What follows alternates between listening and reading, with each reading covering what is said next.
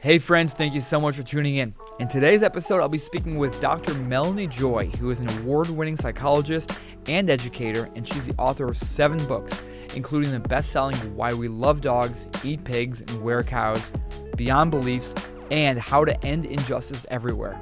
Her work has been featured in major media outlets around the world, and she's received a number of awards, including the Ahimsa Award, previously given to the Dalai Lama and Nelson Mandela for her work on global nonviolence. Melanie has given talks and trainings in over 50 countries, and she is the founding president of the international NGO Beyond Carnism. You can learn more about her work at carnism.org. I hope you all enjoyed this conversation as much as I did. So, how can understanding psychology help activists be more effective in their advocacy? Well, I mean, in so many ways. I'll just try to sum it up. So advocacy it's a form of relating, right? And specifically, it's a form of communicating. So in order to advocate effectively, to raise, basically advocating effectively means communicating in a way so that our message is understood the way we intend it to be understood, or heard the way we intend it to be understood. We really do need to understand, basic relational and communication skills. And most of us don't actually learn these. Most of us learn to communicate and to advocate simply from what we've been exposed to in our culture. And a lot of that is actually not productive. And, some of it's even counterproductive. So really understanding the psychology of communication, we could just basically say effective communication and relational. We'll talk about what these look like specifically today. Principles and tools can really substantially improve our advocacy. And most of us learn actually a form of outreach, a form of advocacy, essentially, that is not productive. So most of us learn, for example, to believe that if we just, and this is, I'm not just talking about vegans, I'm talking about people in general, right? Most people learn that if we have a difference from somebody else, a difference of want or need or opinion, the way that we try to get that other person to change their opinion or their behavior, whatever we're trying to get them to change, is to try to convince them of the wrongness of what we're doing. And especially when there's any kind of ethical dimension involved, right? Ethical issue involved. We believe, understandably, but inaccurately, that if we can just make somebody feel badly enough about what they're doing, that they're going to automatically want to change it. Except the problem is that if we communicate in a way that increases the chances that somebody else is going to feel ashamed, we increase the chances that they're going to be resistant to what we have to say and turn them off to our message. We do this as vegans all the time, simply not because of any negative intentions. It's what we've learned. It's a form of communication, change strategy we've learned from our culture, and all kinds of advocates do this. And also on top of just needing to or benefiting from really building effective communication and overall relational skills. Communication is the primary way we relate, so I'm focusing on communication, but it applies to all forms of, relating. When we're talking about veganism, we're trying to communicate, or we're communicating about an issue that people are often deeply defensive against, right? Often, and I'm sure you can relate to this, all you have to do is say, I'm vegan. And you can feel this wall go up, right? Between you and the other person automatically. There it is, right? So we're not even talking about just straight out, communication, or even like easier advocacy, advocating something that, other people may be more open to doing. We're talking about communicating about an issue that people have an ingrained defensiveness against. And so if we don't know how to pass, if we don't understand this psychological defensiveness, and we don't know how to bypass these defenses, we often in our advocacy end up reinforcing them, right? So we can get into like this debate mode, debating the ethics of eating animals. Yes, but what will we do about all the animals if people stopped eating them? And, debating the justifications for eating animals, rather than discussing the other person's experience. So, when somebody, for example, says to you as a vegan, I love animals, very often as vegans, our response is like, well, no, you don't, you eat them, right? Like, with an understanding of the psychology of advocacy and communication, we would say really instead, we'd say really that's great that you love animals. The animals in this world suffer tremendously. They need all the love they can get. What kind of animals do you love? What does that look like? I love animals too. That's actually why I ended up becoming vegan, you know? Or when somebody says to us, for instance, oh, you're vegan? I used to be a vegan. You know, our first response is very often, why? Not why, often why we say, like, well, why did you stop being vegan? As opposed to, well, why did you become vegan in the first place? Right. And so with a psychological understanding, we can ask the right questions or ask questions that increase the chances that the other person will open themselves to a conversation about veganism. So these are just a couple of examples and, explanations. Wow, that's intriguing. I appreciate the example you just gave. Can you share a significant moment or experience that influenced your understanding of the psychology behind meat consumption and how you began your journey in this field? Yeah, I mean, I can, talk a little bit about my own story. I grew up like many people in the West, particularly, but many people in the world today, with a dog who I loved. And I also grew up, like most people, eating animals, meat, eggs, and dairy. And for much of my life, I never thought about how strange it was that I could pet my dog with one hand, while I ate a pork chop with the other. A pork chop that had once been an animal who was at least as sentient and intelligent as my dog, and conscious as my dog. I just didn't make the connection between the meat on my plate and the living being it once was. And all that changed in 1989 when I was 23 years old. I ate a hamburger that turned out to be contaminated with Campylobacter, which is like this red meat version of salmonella. Anyway, I ended up getting really, really sick. And I wound up in Beth Israel Hospital in Boston on intravenous antibiotics. And I became a vegetarian basically by accident. Like after you've eaten something that's made you so wildly ill, you just never want to eat it again. That's like what happened to me. And I just was like grossed out. I was just grossed out by meat. That was it. So I had to learn how to cook for myself and, shop for myself. So I started learning about vegetarianism. And not surprisingly, I learned about animal agriculture. And what I learned shocked and horrified me. And I, shortly thereafter became a vegan. I could not believe what was happening to farmed animals, to the environment. They didn't even know half of what they know today back then in the 80s, what was happening to, human health and so on. But what shocked me in some ways even more was that nobody I talked to was willing to hear what I had to say. The response was always something along the lines of like, don't tell me that you'll ruin my meal. Or people would call me a radical vegan hippie propagandist. And I was just like, what is going on? I felt like I had like woken up in the midst of some sort of collective insanity, which essentially I had.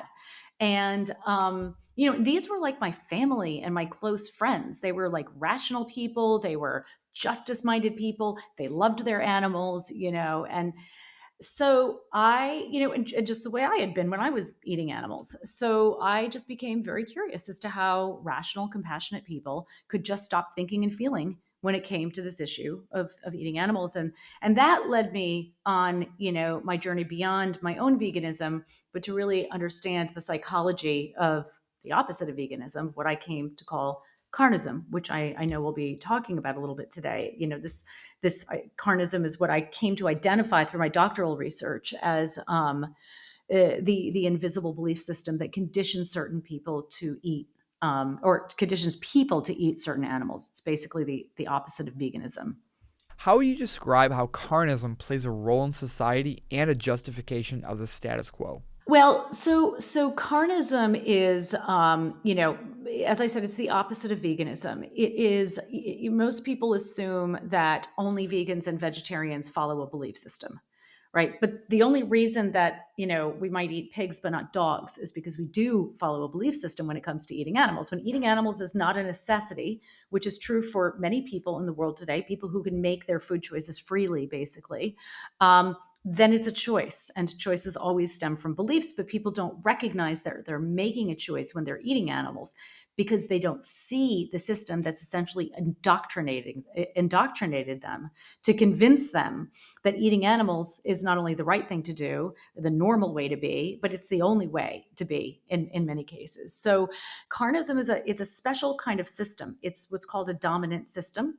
That means that it's so widespread. It's so widespread that its teachings, its beliefs they're invisible, like woven through the structure of society to shape, norms and laws, beliefs, behaviors, and so on. So, when we study nutrition, we're actually studying carnistic nutrition. Study medicine, we're studying carnistic medicine. So it's so deeply entrenched in society. And when we're born into a system that's saturated by carnism in this way, we inevitably absorb that mentality. We absorb the system. We learn to look at the world through the lens of carnism. We absorb a mentality, essentially, and I call this the carnistic mentality. And this mentality is organized around defenses.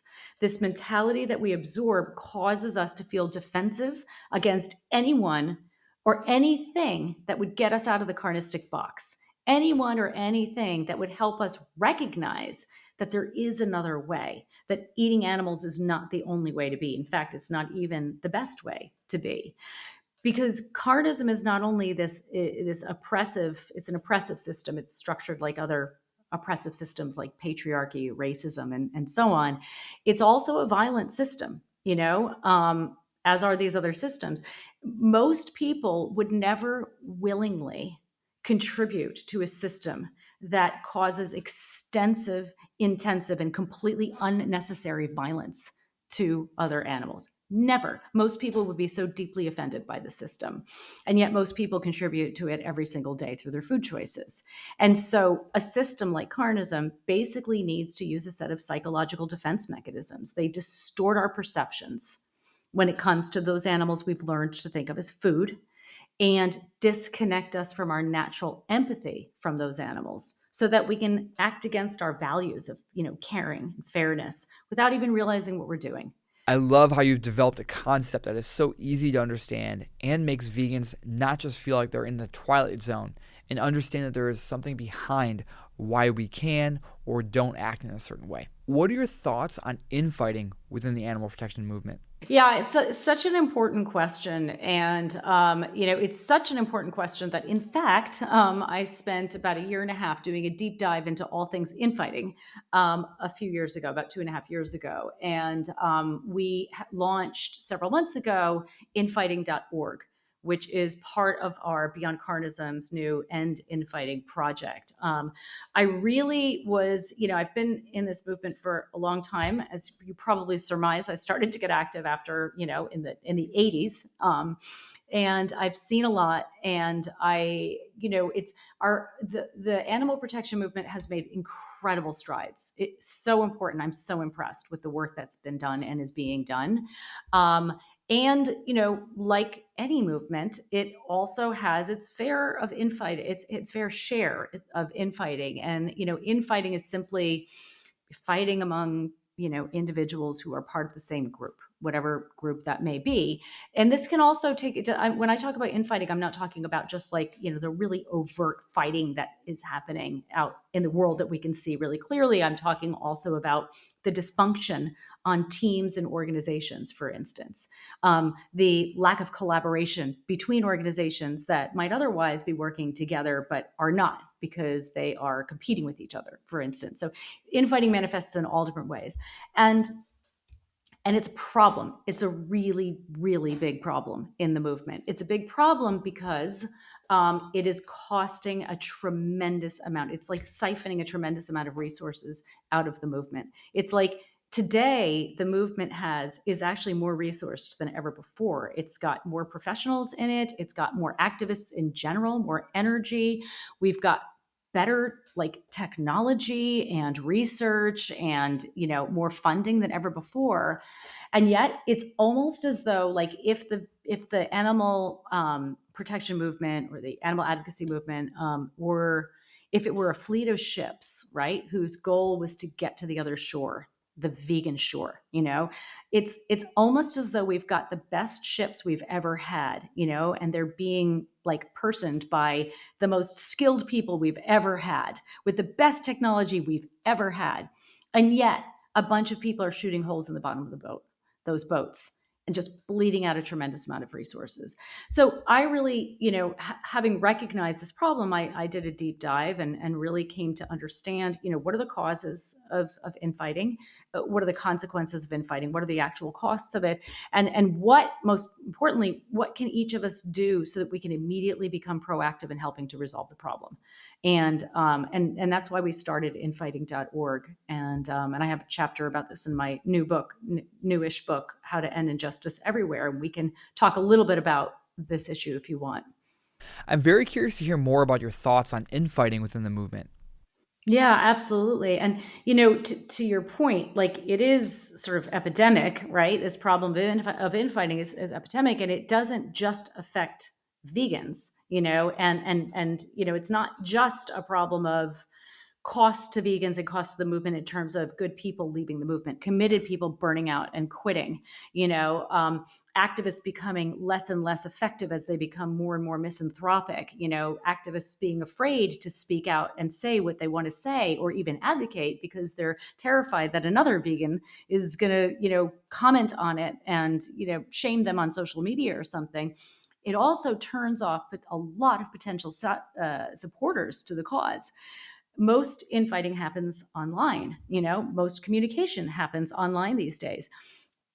Infighting, is primarily expressed through communication, and communication happens primarily online. So every time we communicate with each other in a way that is, reflects infighting, that's not productive, we are not representing the movement well. We are turning off people who might otherwise choose to become a part of this movement and support us. And so this is why we launched infighting.org. It's got a lot of resources on there, and tools. One of the most important things that anybody can do who wants to help reduce and end infighting in the movement, well, obviously, is to become aware of the causes and not contribute, and the tools, which is why we have the website. And a key step in doing this, in becoming proactive and helping to end the problem, is building relational literacy. Relational literacy is the understanding of and ability to practice healthy ways of relating. When you build relational literacy, you know how to communicate effectively. You know how to communicate in a way that is not going to provoke the other person to, or is less likely to provoke the other person to get defensive and feel ashamed and become reactive, by lashing back at you or withdrawing and shutting down. Most communication that reflects infighting, and again, let me back up, most infighting that happens is actually a lot more subtle than the screaming matches that, many of us think of when we think of infighting. And yet it's no less harmful. Many vegans, countless vegans that I've talked to, have expressed to me that they're afraid of actually speaking out, of sharing their opinion, of posting, of trying to raise awareness. They're not afraid of non-vegans, they're afraid of other vegans. So we're silencing people, through the threat or fear of shaming them. And, one thing that's like, it's the good news and maybe the bad news, but the same mentality that causes us, I was talking earlier about counterproductive advocacy, when we communicate in a way that doesn't invite people, to open to our message, but instead causes them to dig in and resist our message. The same mentality and the same form of communication that drives non-vegans away from vegans, in our outreach, is the mentality that drives vegans apart. It's also the mentality that drives injustice more broadly. So when we understand this mentality and how to shift it and shift our communication, we basically solve, it's like a multi-problem solver. We solve multiple problems at one time. Because I said earlier, we've inherited this change strategy where we think, if I just make you feel bad enough, you're going to change your opinion. Or if I'm angry at you, or if I feel offended by something that you're doing, aka eating animals or promoting a vegan outreach strategy that I disagree with, or whatever it may be, then that gives me the right to communicate with you in whatever way I feel is fit. because you're causing harm. So often, we think if we see another person and we think that what they're doing is bad or wrong or harmful, that somehow gives us a free pass to like treat them disrespectfully. And then we end up being, just a part of the problem. And I can give for listeners, take this out of the abstract and give very specific communication like tips and strategies if you'd like. It's problematic that so much communication takes place online because people can go from 0 to 60 real quick. We're actually causing harm in the ways we're communicating. So yes, please feel free to share. Okay. I'll start out and just say one thing about social media. Social media is, in my opinion, not an appropriate forum for many forms of advocacy and communicating about an issue that has any semblance of like depth or especially not one that has like an ethical, that's ethically loaded. People can't even communicate on social media they can't even discuss what kind of present to buy their nephew for his christening without devolving into like a vicious fight. So how are we possibly going to talk about the ethics of not eating animals without having it cause a problem? Social media is actually structured to increase the chances that people are going to get angry and hateful and afraid and dysregulated. Dysregulation is a big part of this problem, and I'll talk about what that means in a minute.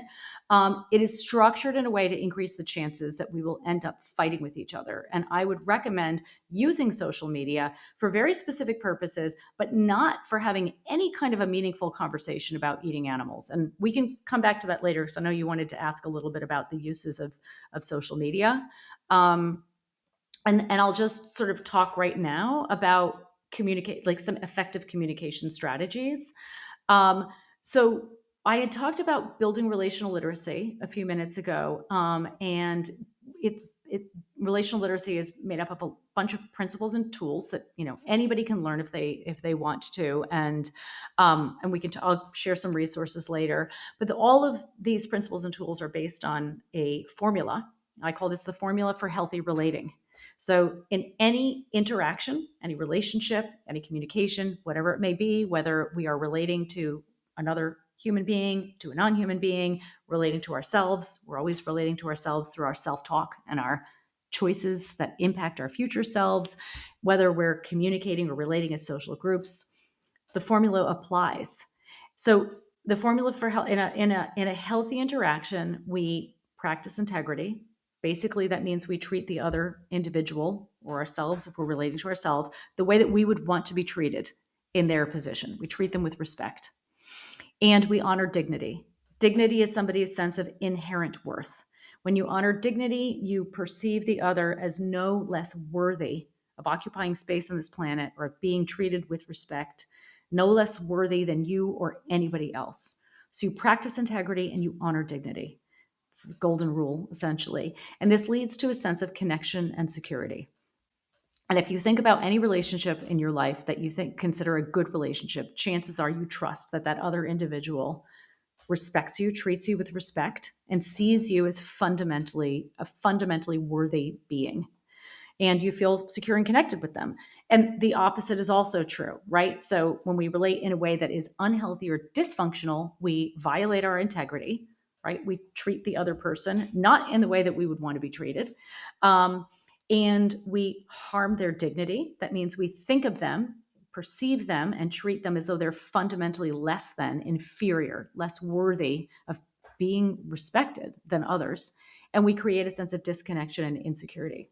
So when we communicate in a way that is against the formula, usually this takes the form of communicating in a way that shames somebody, that is somehow putting them down, whether it's an overt put down, like we call them a name, animal murderer, whatever we're saying online, or it's just subtle. It could even be an eye roll or something. And here's the thing. When we shame somebody, when we perceive somebody as less than and communicate as though they are in some way, even if it's really subtle, studies have shown, there's been a lot of research on this, studies have shown that people who feel even the threat of being shamed, not even shamed, but even the threat of being shamed, become dysregulated.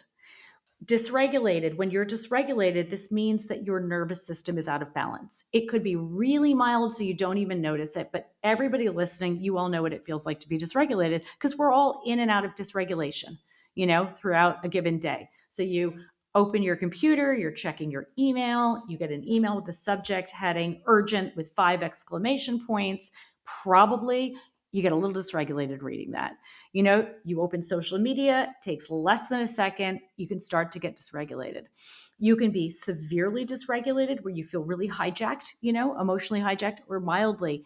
Either way, when you're dysregulated, what happens is that you are less rational. You have less access to your rational faculties and you're less connected to your empathy. You're more likely to withdraw and shut down or lash out in self defense than you are to be open to somebody's opinion. So, for a communication to be effective, really effective, we need to be very careful not to think of people as inferior. And we need to be very careful not to communicate that people are inferior. And we need to be very careful to focus on having a healthy process. So all communication has two parts. It has the process and the content. The content is what we're communicating about, right? Like right now, we're communicating about communication, and the process is how we're communicating. We over focus on the content. We all want to get those words just right and under focus on the process, but the process matters more.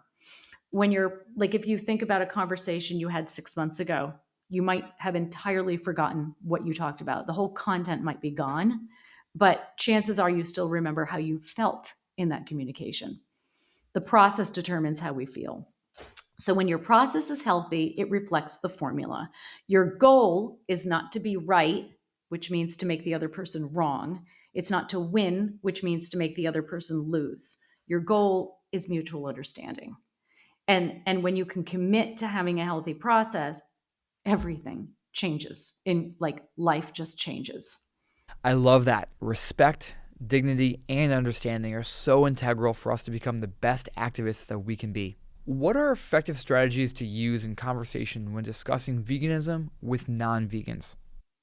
Yeah, I think so. I'll talk about, I mean, there are a lot of great strategies, and, obviously, like the change that needs to happen, the big change that needs to happen is institutional change. I'll talk about, I mean, what I'm talking about can apply to institutional change, institutional asks, but also is, I'm really framing this for listeners who are thinking about their own individual advocacy, one-on-one advocacy. And so a couple of things that can be really helpful. One is, I don't when I'm communicating about veganism, my ask, if it were to come up, is to ask people to not go vegan, but to be as vegan as possible. And I really like that framing. I found that framing over the years to be very, very effective. Number one, people are a lot less defensive.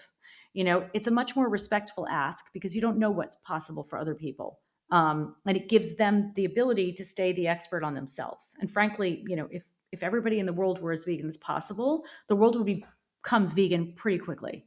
So I ask people and recommend that they become as vegan as possible. Make each meal as vegan as possible. Make your week as vegan as possible. And I also recommend inviting people to become what I call a vegan ally. A vegan ally is a person who's not yet fully vegan themselves, but they are a supporter of vegans and veganism. I believe a lot more people would be participating in and supporting this movement if they didn't feel that they had to be 100% vegan 100% of the time in order to do so. So when we say to people, you can't be a part of this movement and you can't help this movement, unless you are fully ready to give up all of your, carnistic products now, we prevent, like 99% of the global population from supporting a movement that needs all the help it can get. A vegan ally simply uses their influence to help the movement in whatever way they can. And frankly, some of the people who have done the most for veganism, to further the movement are not vegans. There are people who, for instance, reporters who interview me and, may get covered like, hundreds of thousands of readers to learn about veganism and carnism, and which could in fact do more good in terms, like, reduce harm to animals more than somebody who simply doesn't eat them for their entire lifetime. That's incredible. I really love that approach. Those are fantastic strategies for every animal advocate out there to utilize in their daily outreach to the general public. How do you discuss carnism and its consequences with the individuals who are resistant to even just the concept itself? I don't actually. So I don't discuss. I mean, first of all, the concept of carnism it's useful and in a lot of ways, and it's at the same time it's not necessary to use in a conversation. It can be helpful, but it's not really necessary. I think that when it is more widely recognized, then the conversation will shift. When we started to like recognize patriarchy or racism, for example, conversations using these terms were a lot easier to have because people already had an existing understanding, an existing framework for what they are. So I don't think we need to use the term carnism in our conversations unless, it feels really relevant. Um, I also personally believe that reaching out to the low hanging fruits is, the best use of our time and our efforts, right? The low hanging fruits are the people, the individuals and or institutions who are most likely to be receptive to our message. I mean, unfortunately, there are over 8 billion people alive in the world today. And many of those people are not ready to engage in this conversation, and many of them are.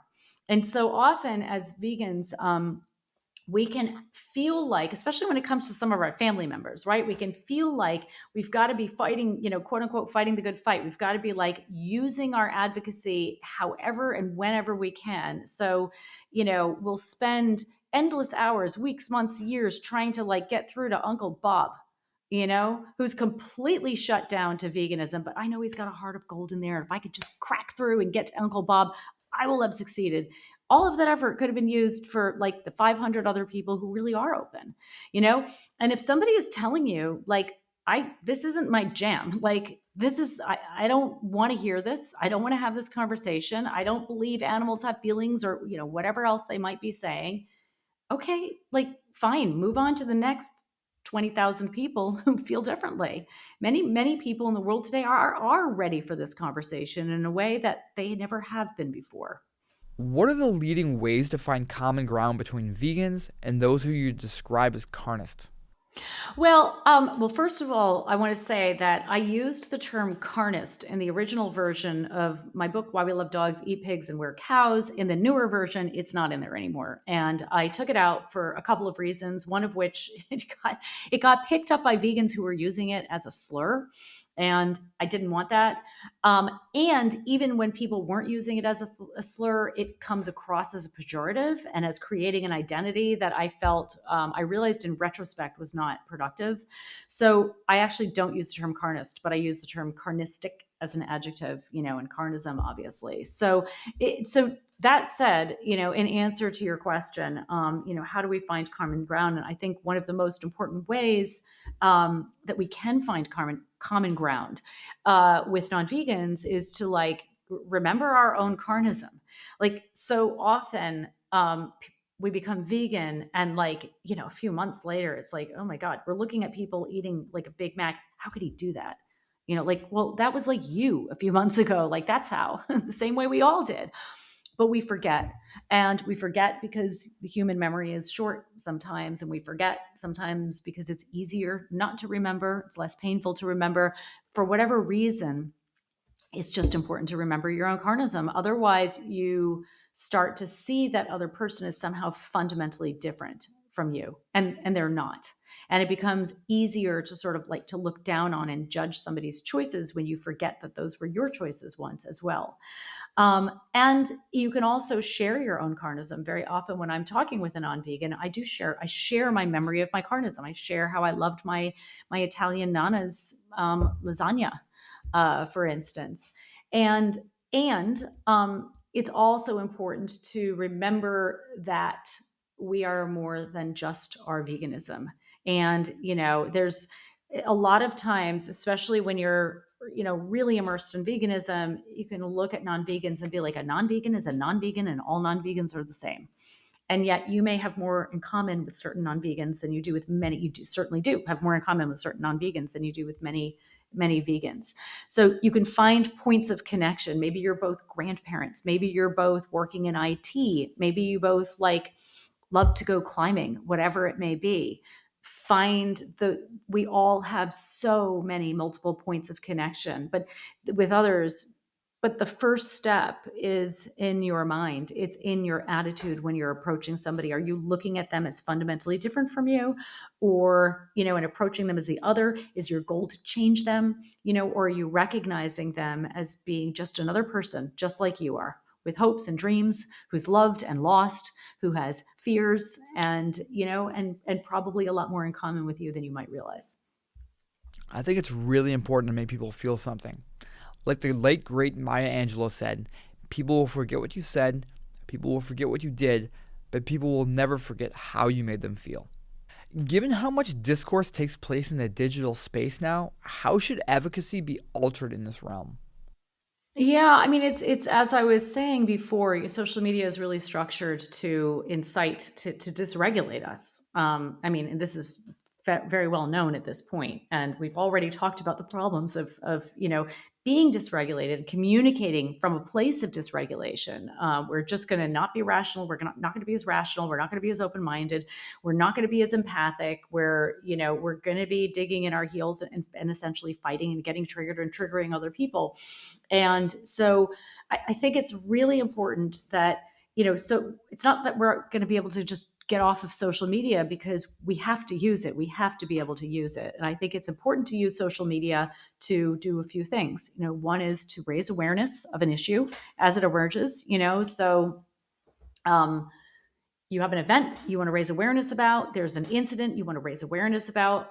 I would say, in terms of like an incident involving an animal, for instance, or whatever, be really, really careful about posting graphic imagery. And this is something, very often we feel as vegans, as people who are well aware of the horrors, that animals are suffering every second of every day, and how defensive people are, and how people just keep their heads in the sand and want to keep them there.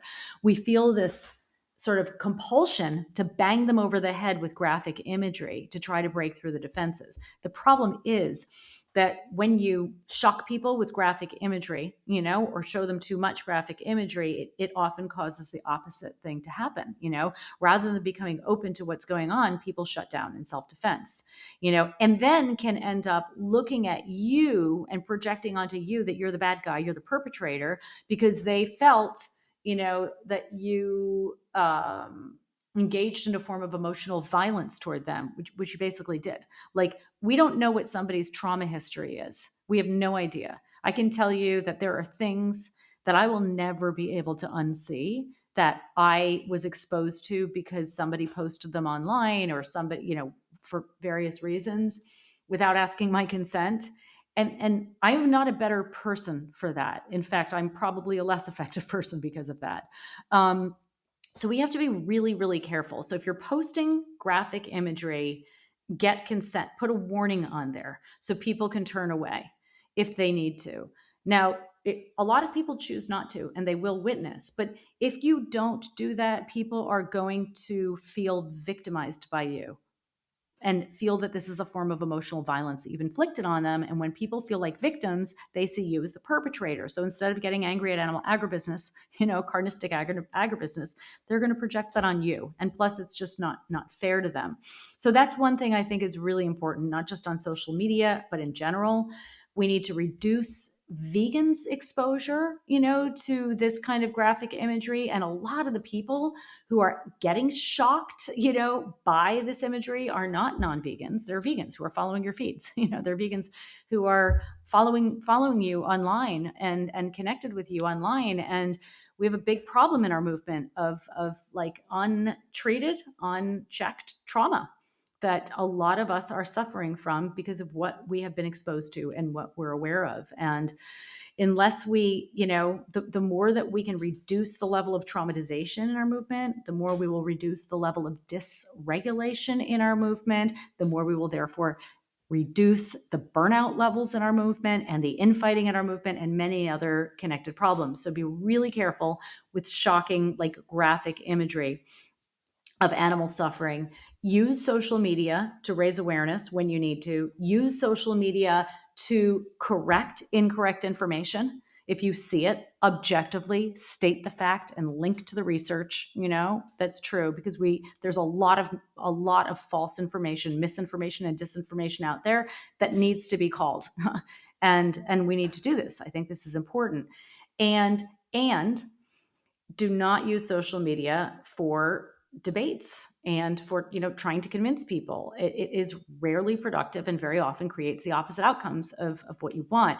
And one thing, in terms of like reducing infighting in the movement, one thing that we can all do to become immediately helpful in ending the problem is to be really, really careful not to like or forward or share or host any commentary that is disrespectful of other vegans or of anybody.